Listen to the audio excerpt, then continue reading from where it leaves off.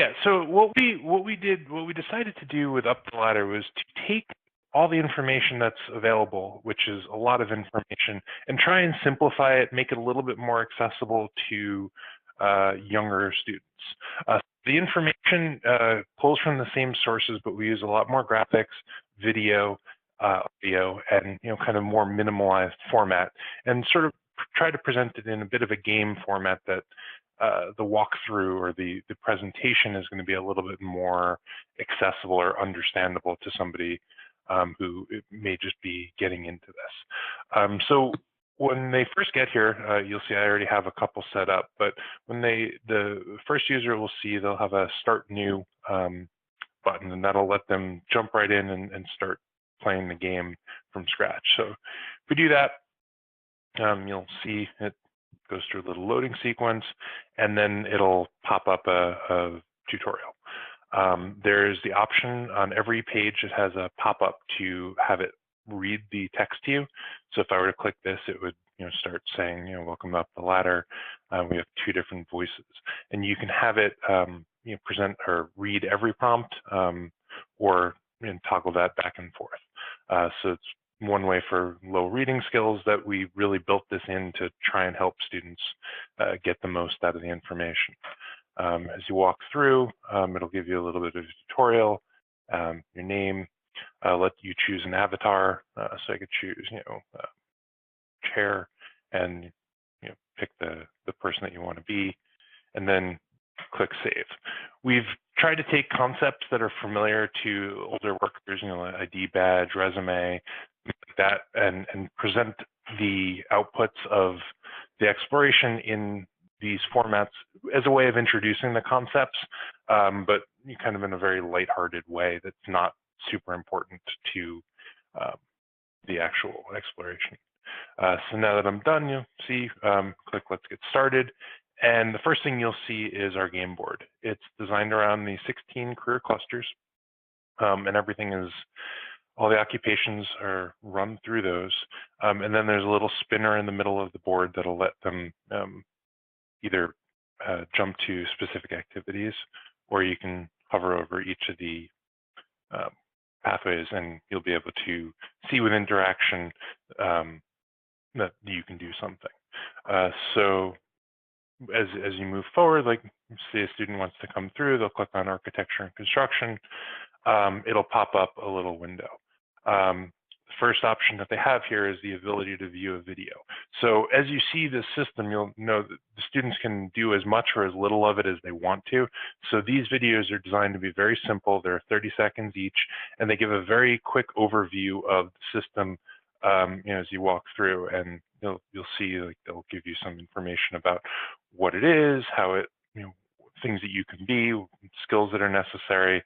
Very, very simple, but just as a high-level introduction to what that activity is. As you continue through the system, there's the concept of badges, and badges are something that you earn to demonstrate that you've done a certain activity. So in this case, I just watched a video, and you'll see that there's a pop-up that I earned a video badge. As you watch more video, you'll go from bronze to silver to gold. But these badges follow you through so that you can use it as documentation that they've seen, so many clusters or explored so many various items. As they move down, you can see that there's little hover buttons. If I click on activities, you can see some text about what these people in the clusters might do, just some high-level information. And then there's the option to drill down. So, within a cluster, there's pathways. So if I clicked on a pathway card, you'd see now I got a badge for exploring a pathway. And you can do things like rate them. And as I rate the occupation, I'll get another badge. And same similar format where you can look at the average wages of the pathway, how many jobs are there, the education required, tools, careers, and then careers that people have. So if I were to look at this, every different type of thing can give you badges. So here's another one for occupations, and all of this really starts to build on the user's, what I'd mentioned before, the resume. If you look down here in the toolbar, you'll see that all the stuff that they've kind of earned, the badges. And if you click on the user, you'll actually pop up a history of what they've done. So you see I'm in the architecture and construction cluster. I've viewed the pathways, the construction pathway. I liked it, and it starts to build out what they've done. As you look at the Explored tab, it'll show you a running history of what they've done. Resume, it builds out. This is more of a documentation of what they've explored. So we just use the terms that are found in a resume, but you'll see, like, I looked at the building and construction pathway, so that shows into the education. And as the skill, as you start to actually do more through the system, this will build out, and it'll actually it'll fully document everything that they've done throughout the system. And then the notebook gives them an opportunity to just sort of come in here and just type notes, similar to the journal, but in a much more condensed fashion, things that they've done. So I could just type anything, and then that'll just save. So that's there, it's saved, and every time I go back to it, you can see it's there. So that's pretty much the main path of the exploration through up the ladder. Then there's a couple other features. If you go back to the home page, there's the interest, which is a assessment that you can use. It's a very minimal assessment, similar to the interest profiler, but it lets you graphically look at some pictures and try and decide, based on what they're doing, which ones you find more interesting. And it lets the student just sort of quickly get at what occupations or which clusters might be beneficial for them. This won't recommend occupations. What it'll do is it'll actually go through and recommend pathways to them that maybe would work inside of the choices that they've made, and you can use that as a jumping off point.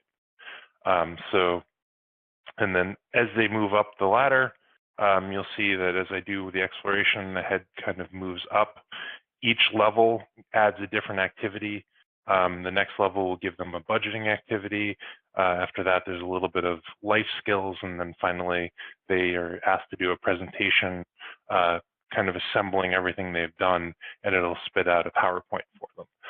So as part of the reporting that you can do as an administrator, you'll be able to download the PDF of their resume, the PowerPoint that they've done, and then and just sort of have the status of everything that they've explored in the system to look at what they like or dislike.